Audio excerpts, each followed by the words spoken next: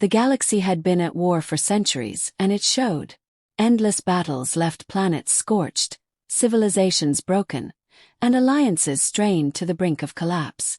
At the heart of this chaos stood the Xy'kan Swarm, a relentless hive-mind species driven by expansion and consumption. They didn't negotiate, didn't falter, and never retreated. Their only goal was to assimilate everything in their path.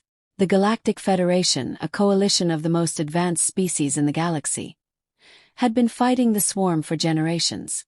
They threw everything they had: plasma cannons, gravitational disruptors, bioengineered soldiers. But the Xy'kan adapted to every weapon and strategy. The war had devolved into a grim stalemate, with neither side gaining significant ground. The Federation's leaders convened in yet another emergency meeting, the tension palpable. These were beings who commanded star systems and wielded technologies that bent the laws of physics, yet they sat in silence, their towering forms slouched under the weight of failure. "We are losing," admitted High Chancellor Vern, her voice strained. "Not tomorrow, not next week, but slowly, inevitably. The swarm bleeds us dry while their numbers only grow. We need a new strategy," General Carroll, a war-hardened reptilian, growled. "We cannot fight them as equals. They outnumber and out-adapt us." "What other options do we have?" another delegate asked, his bioluminescent features dim with despair. "We've exhausted our resources, our technology. There's no one left to call." "Oz." Then, almost reluctantly, Vern spoke. "There is the humans." The room erupted. Voices overlapped, disbelief and disdain pouring out in waves. Humans. The primitive species barely out of their own star system. Their military capacity was laughable, their technology decades behind even the most rudimentary Federation standards. "They're reckless," one voice hissed. "Unpredictable. They have no discipline, no refinement. They'll be a liability, not an asset." "Desperate times demand desperate measures," Vern countered. "The humans may lack our sophistication, but they have one quality the Xy'kan have never encountered: unpredictability." Reluctantly, the Council agreed. They would reach out to humanity, not out of hope, but out of sheer desperation. On Earth, the proposal was met with skepticism. Humanity had watched the galactic war from a distance, wary of entangling themselves in conflicts far beyond their sphere of influence. But they also understood the stakes. If the swarm wasn't stopped, it was only a matter of time before Earth became their target. Commander Elena Vargas was chosen to lead the mission. She stood before the assembled task force, her sharp gaze sweeping over the soldiers, scientists, and tacticians who had been hastily gathered for the operation. "We've been underestimated," she said, her voice calm but firm. "Good. Let's keep it that way. They don't expect us to succeed, which means they'll never see us coming."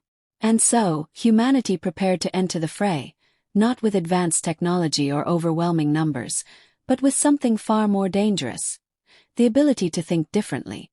The Federation was beginning to understand that humanity's approach to war was unlike anything they had seen before. Where other species relied on precision and advanced weaponry, humans relied on adaptability and lateral thinking. The Xy'kan Swarm, for all its strength, had one glaring weakness. It was predictable.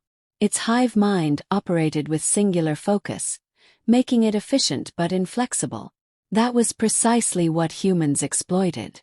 Commander Vargas and her team dissected the swarm strategies, not just from a military standpoint but from a psychological one. The hive mind valued efficiency above all else, which made it vulnerable to chaos. Humans, by contrast, thrived in chaos. It was woven into their history. Millennia of wars, natural disasters, and internal strife had taught them how to think creatively under pressure. The next operation targeted one of the swarm's largest hive clusters. The Federation had thrown countless fleets at it, only to be repelled every time. Vargas proposed a bold and unconventional plan that left the alien generals incredulous. "You can't seriously believe a decoy fleet and a few EMP strikes will cripple that hive," General Carroll scoffed. Vargas was calm but firm. "You've tried brute force. Failed. We're going to use misdirection." The plan was meticulous but unorthodox. The humans deployed holographic projections to mimic a massive fleet, drawing the swarm's attention away from their actual forces. At the same time, they used stealth ships to infiltrate the hive's perimeter, planting EMP devices at key nodes. When the Xy'kan finally realized the deception, it was too late. The EMPs detonated, severing communication between the hive-mind and its drones. But this wasn't the final blow. Humans had also prepared a psychological assault.